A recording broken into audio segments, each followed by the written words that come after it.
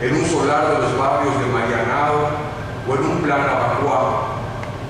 Es un juego para demostrar que, como dijo Martí, casi todo el misterio de nuestra cultura americana está dado en la figura de Chacmol. Y yo seguí con ese misterio, pero relacionando siempre con Cuba y el Caribe y Yucatán. No obstante, la seducción que Chacmol causó en Martí y que 120 años más tarde ha sido reinventada genialmente por el pintor de la nuez,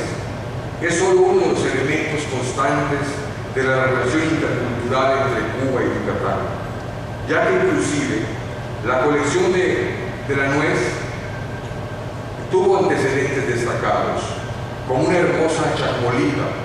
apenas revelada, pero dibujada con fina ironía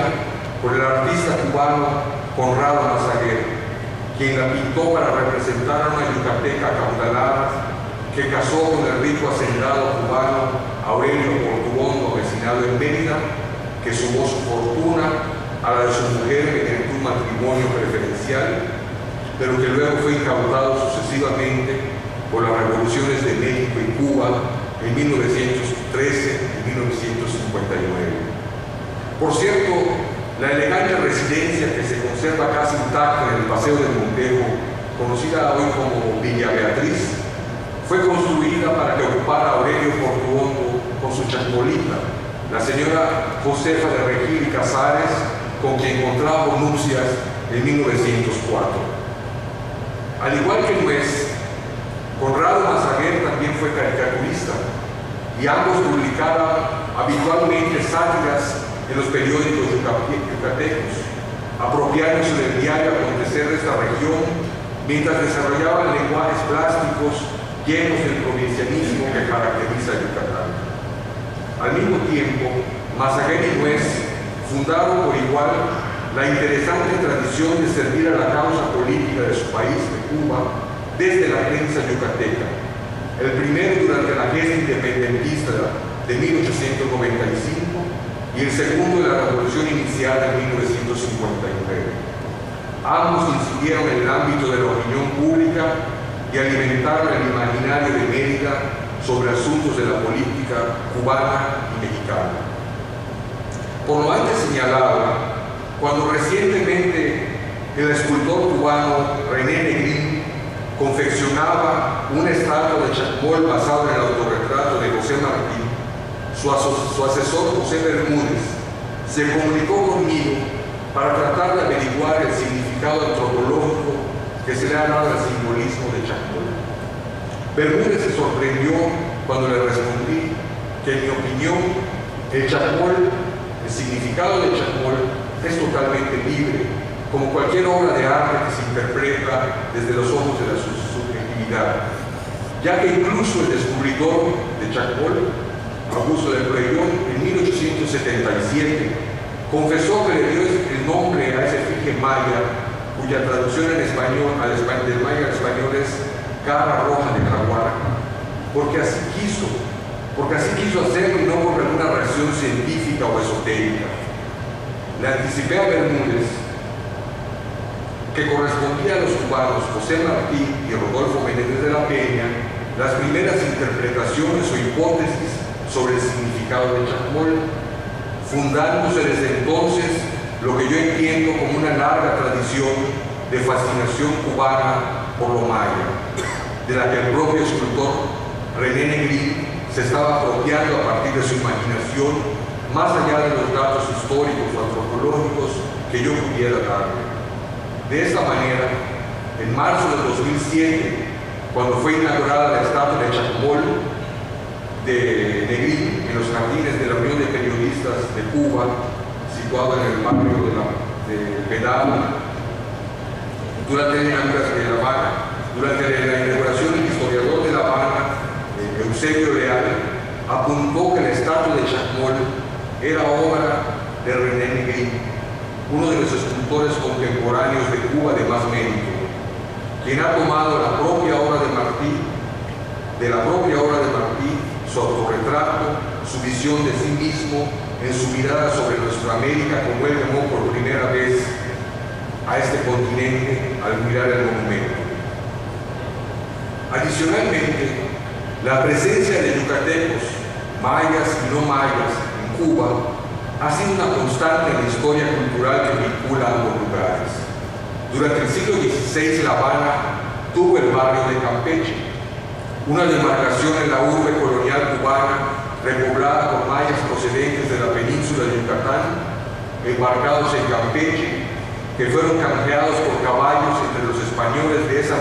región mexicana y los que colonizaron Cuba, quienes estaban urgidos de trabajadores para agilizar la construcción de las fortificaciones de La Habana, que frecuentemente se veía amenazada por piratas. Algo parecido ocurrió en el siglo XIX con los prisioneros mayas que en 1847 se habían rebelado contra la explotación de los criollos en Yucatán durante la llamada Guerra de Castas y fueron vendidos como esclavos para la pujante industria azucarera, que enfrentaba severas carencias de mano de obra a causa de las restricciones internacionales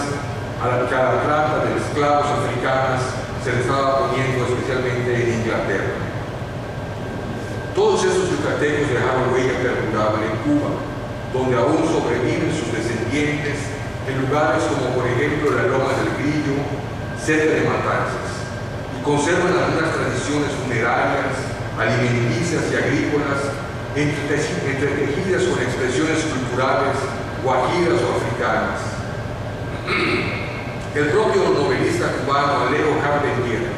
confesó haber aprendido decenas de palabras mayas durante su infancia,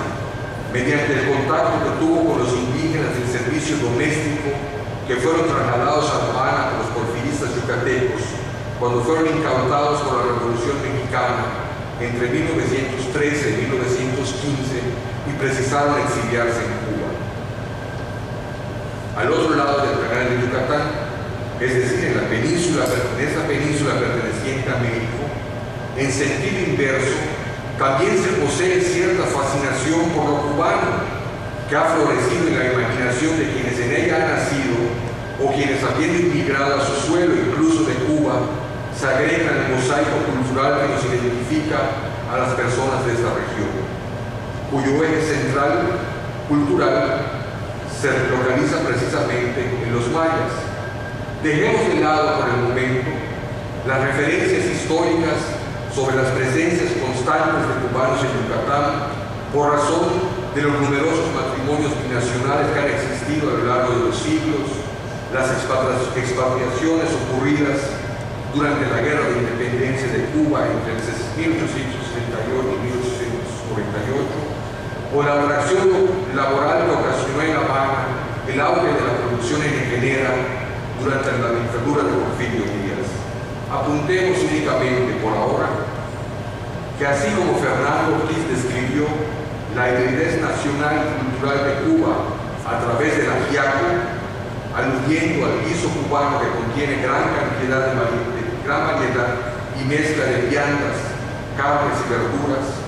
Yucatán también posee su propio ajiaco, registrado en el Prontuario de Cocina para un diario regular de 1832, un recetario de doña María Ignacia Aguirre, donde esa comida cubana, el ajiaco, ya se registra como un platillo yucateco, al que serán agregado, claro está, verduras de procedencia indígena, como el chayote, la calabaza, el pepino car y desde luego el chile habanero, que por cierto no procede de La Habana. Como se ha dicho,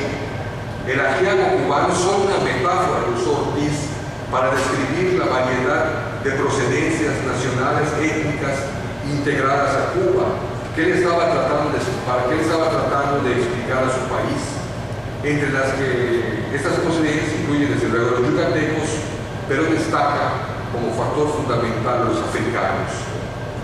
El ajiaco yucateco, referido en el prontuario de cocina de la señora Aguirre, si bien no posee el rigor explicativo que tienen las obras de Fernando Ortiz, cuando menos describe la apropiación de un elemento culinario importado de Cuba, cuyos condimentos aparecen resignificados por lo maya, perfilando la hibridez cultural de nuestra identidad yucateca. De esta manera, la fascinación de lo cubano en Yucatán